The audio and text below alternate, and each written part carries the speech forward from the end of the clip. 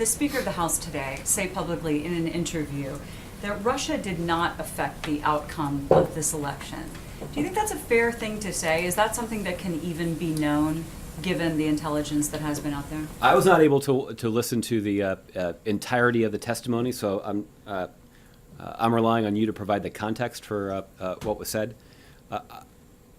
I suspect that the point that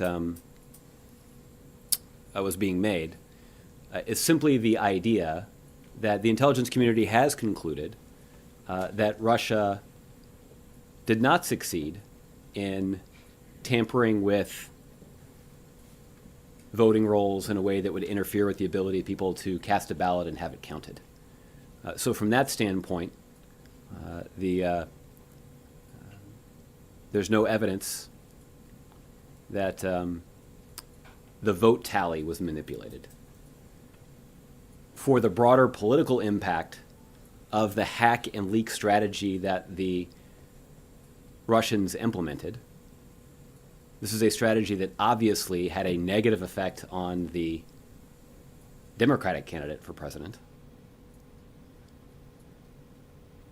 I think that's something that people will be assessing for quite some time. I think you'd be hard-pressed to make the case that it had a positive impact on the Democratic campaign.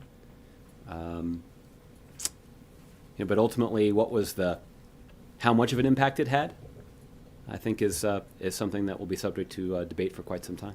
Because I think in the past, when you were asked, did this hurt Democrats? Did it hurt Clinton in particular? You would say, well, that's up to analysts. But you're saying that it's obvious that the Russian meddling did hurt Clinton. I think, particularly the week or so before we left for the holidays, I think I made pretty clear the ample evidence that is available to anybody who's paying attention. I think then we were talking about intent, that it was clearly designed to hurt Democrats. But you're saying that it was obvious that it had a negative effect on Clinton. I just wanted to make sure that is what you're saying. Yeah, again, I don't think that's different than what I said in December. I watch a lot of cable television and I read a lot of newspapers. I haven't heard anybody come out and say that having John Podesta's emails leaked on a daily basis every day for the last 3 weeks leading up to Election Day was good for the Clinton campaign. That would certainly be a controversial analysis, would cut against the grain, but I think you'd be pretty hard-pressed to make that case. Okay, fine. And